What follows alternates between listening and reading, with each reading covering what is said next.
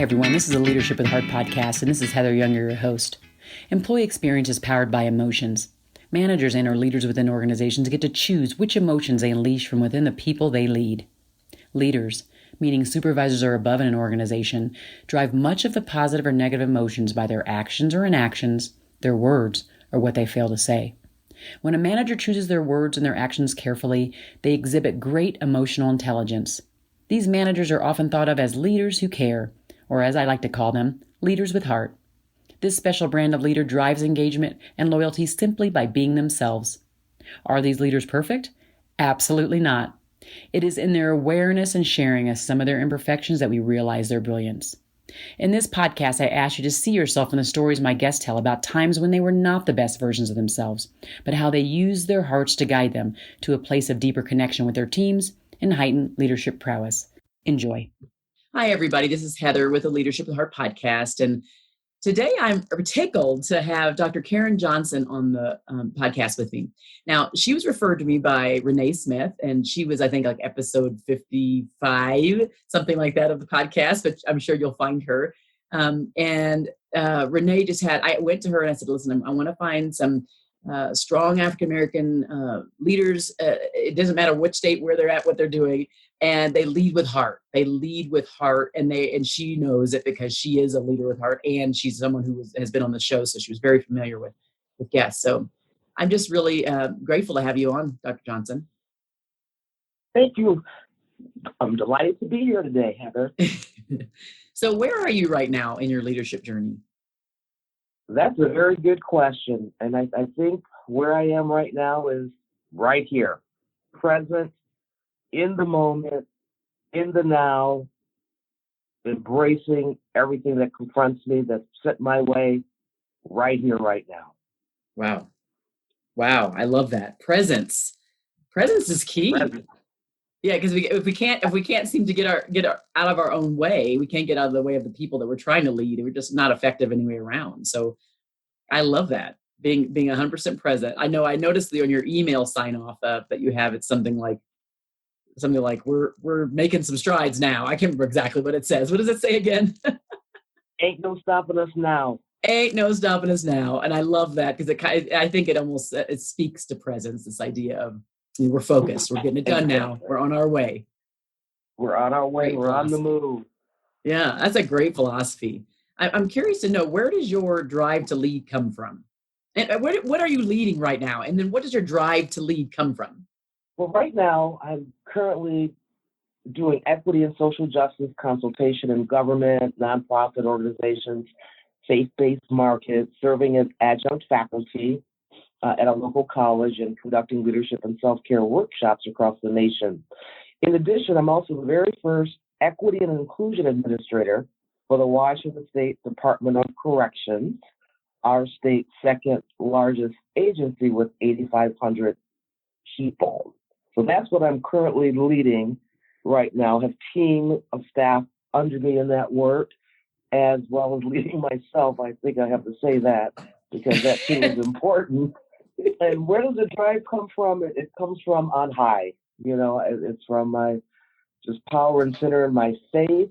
And my life purpose is to work toward liberty and justice for all until justice rolls down as waters. And that's what drives me. People being treated justly, fairly, is what gets me up in the morning. So interesting, because that is a big driver for me. And I have a law degree, so I went to law school and I have some of that advocacy, but that advocacy started way long before that, because I was a child who felt like I wasn't really truly advocated for, and not really important, not really respected. And so for me, then it made me want to be a person who could do that for others who maybe didn't have the power, didn't have the confidence, access, whatever it was. So it's a similar kind of thing that jolts me up. It says, continue to do the work you're called to do. So I can really appreciate that. And in the space you're in, I mean, for goodness sakes, it's amazing. The Department of Corrections. Yeah. That's the first for us on the Leadership with Heart podcast. Well, funny you should mention that, because as you can imagine, I have been the first in many arenas, so I'm not surprised to hear that. And you talked about that space, and I really do. I get to live my legacy in that space by unapologetically just championing and preparing others to embrace, emulate, and embed a culture where everyone commits to collectively valuing, including, hearing, and respecting each other so that our individual and organizational excellence is achieved. I'm in a system that is referred to as the new Jim Crow in the age of mass incarceration. And so I get to just show up and help others to begin to address our bias and our bigotry that's adversely impacting the lives of people who look like me. Interesting. So when you're doing that, yeah, exactly. Yeah. So when you're doing that, when you're talking about advocacy, is it advocating for those that are in prison and kind of the injustices for them, or is it more like bringing more intelligence and awareness to those who might have power over those people? So administrators or staff or whatever. Both. But very, very insightful question, Heather. For me, the way I think about it is I am doing this work with those that we serve, the incarcerated individuals, and those who serve them. Because at this stage in my journey in corrections, I've only been there about a year and a half, I'm not so convinced who needs the greatest help. The ones who are behind the bars for which we have a key to open a cell, or the ones who have the key and are chained and imprisoned in their minds and hearts for which we don't have a key. So I see my work and my role as the Equity and Inclusion Administrator as providing the key to begin to unlock the hearts and minds of staff. Love it. Love it. I think if more leaders thought that way, kind of not just singular focus, but how much are we able to do both in and out? When I very first started my company, it's Customer Fanatics. I started it because I wanted to impact the employee experience so that we could impact the customer experience so that the results for the company would come to fruition. And over time, I started to kind of back away from the customer side because I think it was too confusing and people didn't know, well, wait, who do you stand, what do you stand for? Are you customer focused or are you employee focused? And I'm like, well, I'm both, but it became so confusing. I focused myself so much now on internal. So it's employees and leaders. And it's kind of like it's both sides. It's like employees, listen, self-leadership, self-empowerment, self-direction, mindset shift, right? And then leaders, same exact thing, but also your responsibility to those you serve. So I love, there's a lot of parallels, even though we do totally different work, there's a lot of parallels to that kind of that mission and that focus every day. Exactly. So how would those that you lead, like the people that directly report to you, how would they describe your leadership style? Oh, they would tell you that Dr. J is a transformational, authentic servant leader. That they will tell you that I am there to serve them. And that has thrown many people off because many believe that a leader, particularly in the Department of Corrections, needs to just be the one to bark orders, tell people what to do, and that's just not how I show up. I believe that, and these are even the tenets of the work that I'm putting forth in our equity, diversity, inclusion, and respect strategy. There has to be that active listening, the empathy, that walk, really feeling and understanding and living what others have lived.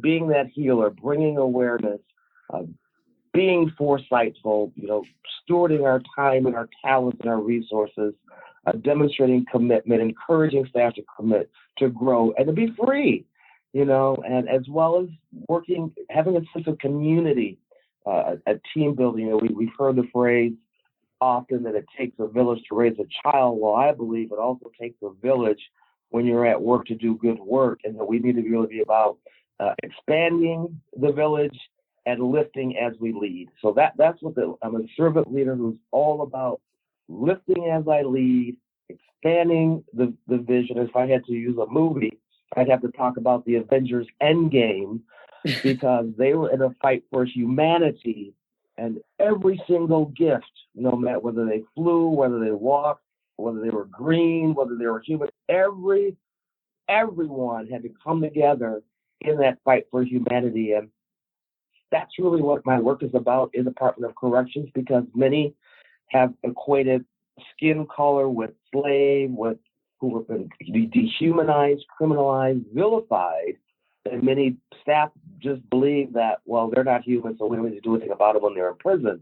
Well, no, we're about humanizing those who are incarcerated, because what's happening is by dehumanizing them, staff are dehumanizing each other and interacting with each other as they interact with the incarcerated individuals. So my team will tell you, Doctor, she is a servant leader. We sometimes don't know if she's here leading us or we're leading her, because she's here serving us. I love that. That's great. And it is interesting when you talk about we become the way we treat others, like we become that person. And when you're talking about like the lens that we see people, I always tell people, like, if there's conflict or there's an issue at work, you have to step back and figure out what the lens is the other person is seeing. Yeah. Which lens is it? What is their filter? Because you can't take things personally. There's a filter. And once you dig deep to figure out that filter is, you can try to meet them where they're at and not just from your own lens. And so what you're talking about is critical. But the other thing about human, this idea of human, I think that oftentimes we fluff that up as like human means like fluffy, birds chirping, let's like hug, kumbaya. And human is nasty, ugly, good, bad, all the stuff in between. It's everything. It's all the things. Exactly. Right. And Exactly. I think we have to watch out, because I think I see that a lot lately. Is let's not confuse human with like just being perfectly empathetic and perfectly, it's not that. It's all the things. And I think that more than anybody in this space. You see it all. Exactly. And you have to step back and meet people where they're at. Exactly. Gosh, this is amazing. I just feel really blessed to have this conversation. Yeah. Likewise. Okay. So now that we see that you are amazing, and this is, obviously super enlightened, and that's, you're enlightened, you're on the show and you're enlightened, and that makes sense, because I don't usually have people on unless they've been referred by people, or I pick them and I see there's a certain level of enlightenment there and a kind of emotional intelligence. And you obviously have that. I'm curious to know if you can think back on a time, a specific example as you can get, would be best. Think back on a time when you were not the best version of you. Maybe you weren't as enlightened. What did that look like? And then what did you do to come out of it? Oh, it was horrible. I was the staff assistant to the director at the Cleveland VA Medical Center. It was after Diane Sawyer had done an expose on primetime line, highlighting the racial divide between staff as well as staff and the veterans. I was brought in to work, as we referred to it back then, behind the double doors. That's where the executives work. And my role was to bring healing between racial divide among the staff and the veterans we were there to serve. In addition to that, I was tasked with overseeing a $3 million design project to build an ambulatory care facility, as well as oversee back then it was called the Equal Employment Opportunity Office. And my role was all about the task. And people were just basically objects to get the work accomplished. We had 3,000 employees who were housed in two medical centers in Cleveland, 30 miles apart, one in Brecksville, one in Wade Park in Cleveland. And I would, work about 16-hour days, 7 days a week, and then realize, I need to go to church on Sunday. So I would go to church on Sunday and then go to work. And at one point, the staff I was supervising, they basically called me everything but a child of God, and told me how horrible I was as their boss. And at this to your face? point, I was all to my face. And at this point, I was also the public affairs officer, and we had what we called a veteran gate. So I'm just met with from the White House down to the governor's office and everybody in between.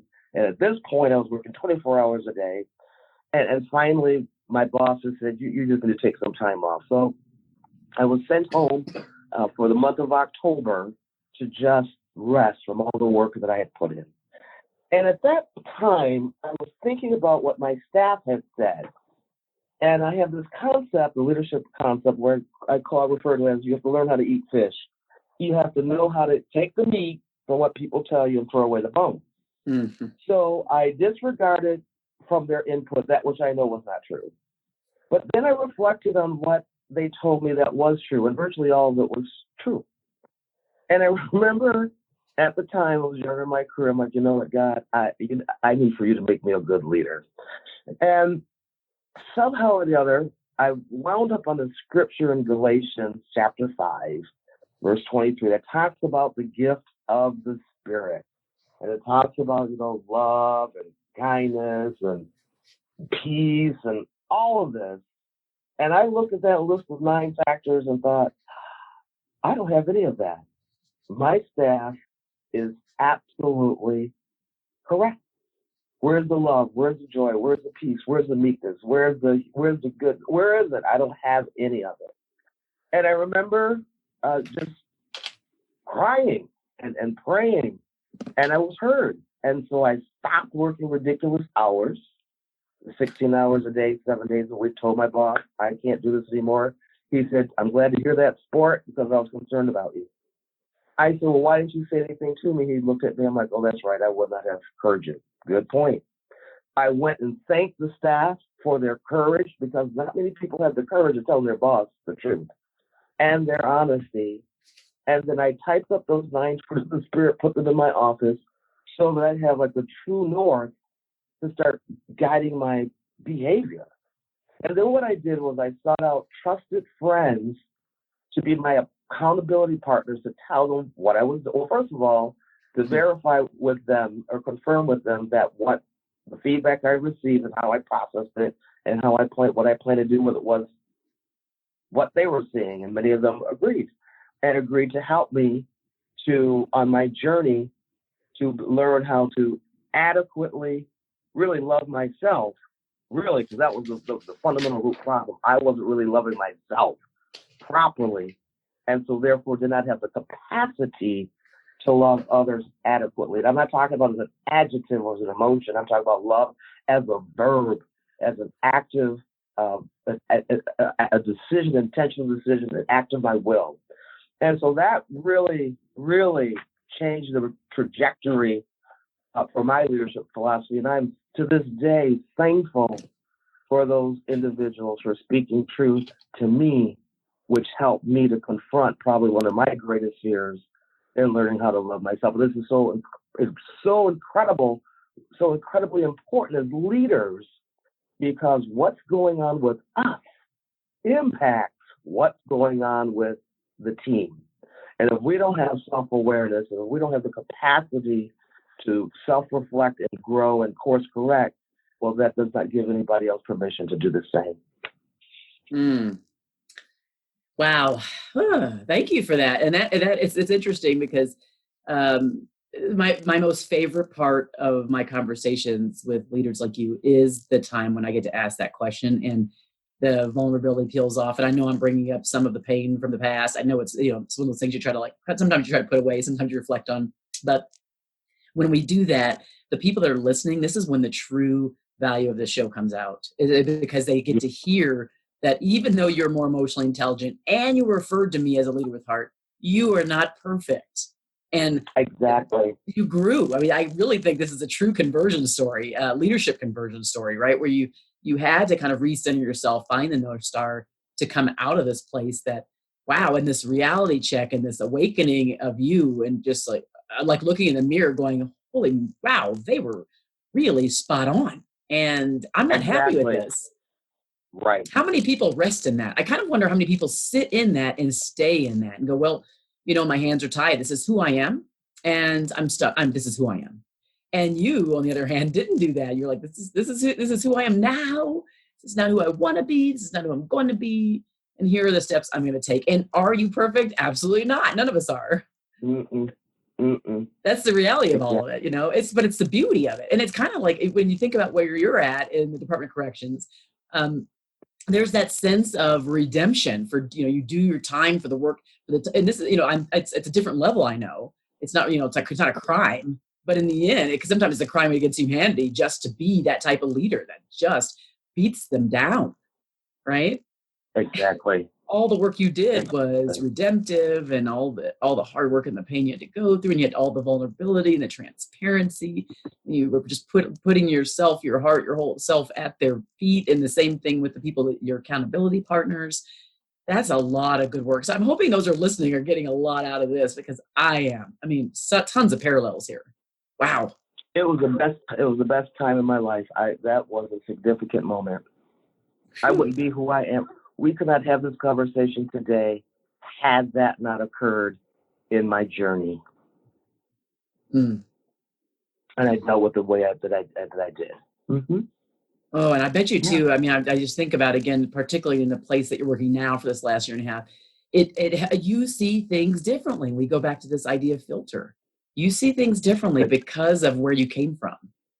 And so exactly, the people that are behind bars, again, and just this whole, what you do as a profession, you see things differently. And so much of our journey, let's not like forget about it or run away from it. Let's use it and embrace it and let it be the fuel that gets us forward. Right. And I think that's, for me, a big message from you, is that you use all those learnings, and now you get to meet other people with empathy, compassion, more awareness of what they might have gone through to get to where they're at behind the doors, or the people that are serving them. They might be broken, exactly, and you can help them become, maybe, help them get to the place where they can fix themselves. You're spot on. Wow. Mm-hmm. Wow. So for leaders that are, are there any leaders that are listening right now that could either just need some extra motivation to get through their week, or need to, maybe they're at a crossroads themselves, and maybe they're not, giving themselves enough self-love. Just what are a couple pearls of wisdom you might leave them with today? Well, first of all, people really don't care how much you know until they know how much you care. Now, that pearl of wisdom is not original to me, yet I have found that to be absolutely true. So for any leader who just needs some motivation, just needs some encouragement, just know that they really don't care how much you know. So don't even be tripping over that until they know how much you care. And then similarly, number two, and if you take care of your staff, if you take care of the people that are entrusted to your care, they will not only take care of the people that they're supposed to take care of, they will also take care of you. And it's pretty much, Grandma Alice used to always say, what goes around comes around.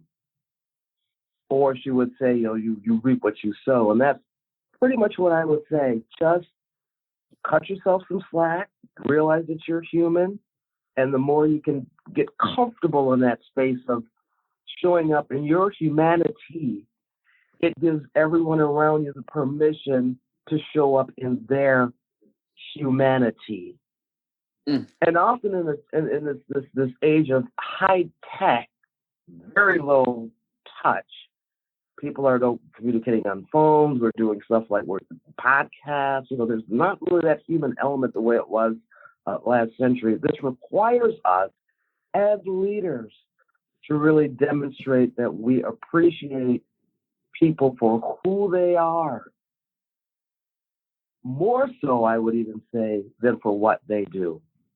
Because if we take care of them, they'll take care of the customers or whomever it is that's in charge to their care. Because it really does roll down. And it's a journey. Know that this is not a destination. This is a journey. Stop and smell the roses along the way. And by all means, take care of yourself. Be well. Take some time off. Encourage others to take time off. People do not care how much you know until they know how much you care.